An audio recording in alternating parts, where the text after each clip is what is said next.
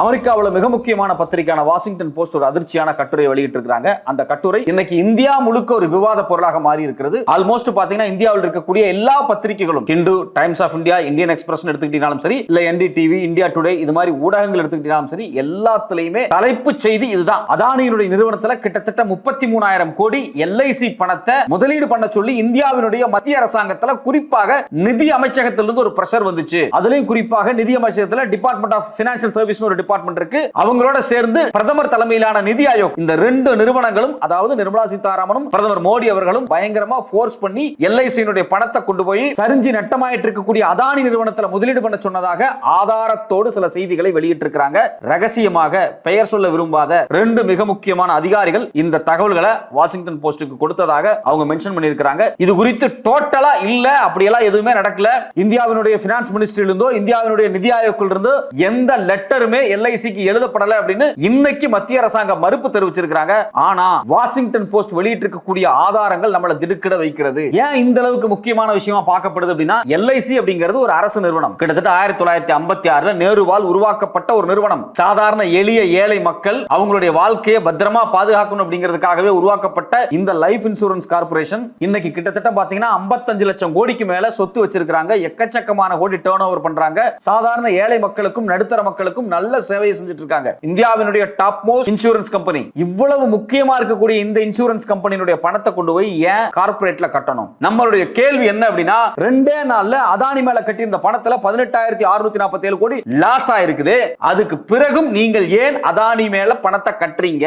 அதானிக்கு எதுக்காக முதலீடு பண்றீங்க? இதை எல்ஐசி விரும்பி செய்ததா இல்ல மத்திய அரசாங்கத்தின் தரப்புல இருந்து நெருக்கடி கொடுக்கப்பட்டதா? இதுதான் ஒரே கேள்வி. எல்லா ஆதாரத்தை கொடுத்துக்கிட்டே இருக்கு. சமீபத்தில் பாத்தீங்க அப்படின்னா, இந்தியாவில் இருக்கக்கூடிய அனைத்து மாநிலத்தில் இருக்கக்கூடிய சோலார் எனர்ஜி கார்பரேஷன்ல இருக்கக்கூடிய டெண்டர்களை வாங்குறதுக்காக கிட்டத்தட்ட 2,230 கோடி ரூபாய், எக்ஸாக்ட்டா சொல்ல போனா 2,236 கோடி ரூபாய் பணத்தை அதிகாரிகளுக்கு லஞ்சமாக கொடுத்து மாட்டி இருக்கிறார் அதானி நிறுவனம். டாக்குமெண்ட் பக்காவா சிக்கி இருக்கு. யார்கிட்ட? நம்ம கிட்ட கூட கிடையாது. நம்ம தான் இங்க தான் எதையுமே செக் பண்ண மாட்டாங்களே. அமெரிக்காவில் இருக்கக்கூடிய புலனாய்வு அமைப்பு கிட்ட கோர்ட்ல கொண்டு கொடுத்துட்டான். எங்க? நியூயார்க் நீதிமன்ற கோர்ட்ல அதானிக்கு சம்மனே அனுப்பிச்சிட்டாங்க. தலைவா அவனை தூக்குங்க அப்படின்ட்டாங்க. ஆனா இது வரைக்கும் பாத்தீங்கன்னா இந்திய அரசாங்கம் எதுவுமே செய்யல.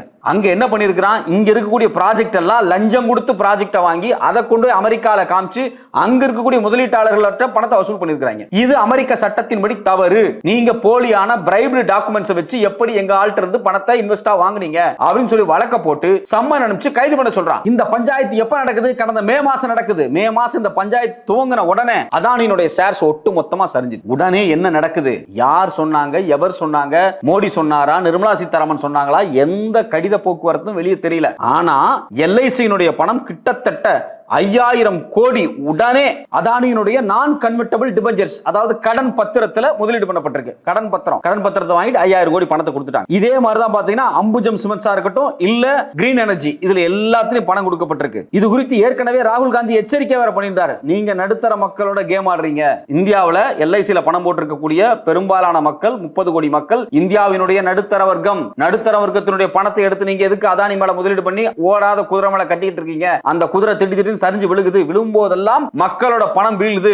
இந்த பணம் எல்லாம் வீழாம இருந்தது அந்த பணம் யாருக்கு பகிர்ந்து கொடுக்கப்பட்டிருக்கும்? உங்களுக்கு, எனக்கு பகிர்ந்து கொடுக்கப்பட்டிருக்கும். ஆனா இங்க என்ன நடக்குது அப்படின்னா, 2023 லாஸ், 2024 லாஸ், இப்படி தொடர்ச்சியாக பல லாஸ்களை அதானி நிறுவனம் சந்திச்சுட்டே இருக்காங்க. ஆனா எதையுமே பொருட்படுத்தாம எப்ப அதானி நிறுவனம் கீழே விழுந்தாலும் அவங்களை தூக்கி பிடிப்பதற்காக எல்ஐசி பணம் கொண்டு போய் கொடுக்கப்பட்டிருக்கு. அதுல குறிப்பாக 33,000 கோடி கொடுக்கப்பட்டிருக்கு. இதுக்கு மினிஸ்ட்ரி ஆஃப் பைனான்ஸ்ல இருந்து கடிதங்கள் வந்திருக்கு அப்படிங்கிறது தான் இன்னைக்கு இருக்கக்கூடிய சிக்கலே. இப்ப இந்தியாவினுடைய அரசு தரப்பிலிருந்து, இந்தியாவினுடைய நிதி அமைச்சக தரப்பிலிருந்து வெளிப்படையா பேசணும். நீங்க உண்மையிலே இன்வெஸ்ட் பண்ண சொன்னீங்களா இல்லையா? அப்படி நீங்க இன்வெஸ்ட் பண்ண சொல்லல அப்படின்னா எல்ஐசி யாரை கேட்டு முடிவெடுத்தாங்க அதானி நிறுவனத்தின் மீது முதலீடு பண்றதுக்கு? அதானி நிறுவனம் ஒரு ஃப்ராடு. அதானி நிறுவனத்தின் மீது குற்றச்சாட்டுகள் இருக்கு. இந்தியாவினுடைய ரெவென்யூ இன்டெலிஜென்ஸே வழக்கு பதிஞ்சிருக்காங்க அதானி மேல நிலக்கரி சுரங்க ஊழல்ல. அப்படி இருக்கும்போது இவ்வளவு முறைகேடு பண்ணக்கூடிய ஒரு நிறுவனத்திற்கு எதற்காக எல்ஐசி நிறுவனம் பணம் கொடுத்தது? அப்படி நிதியமைச்சகம் சொல்லவில்லை என்றால், நிதி ஆயோக் அட்வைஸ் கொடுக்கவில்லை என்றால் எல்ஐசி மீது நடவடிக்கை எடுக்கப்படணுமா இல்லையா? யாரை கேட்டு நீங்க அதானி நிறுவனத்தில் நிறுவனத்துல அவங்க பங்கு சரியும் போது கொண்டு கொடுக்குறீங்க அப்படிங்கிற கேள்வி வருதா இல்லையா? இந்த கேள்விக்கெல்லாம் எந்த பதிலுமே இல்லாமல்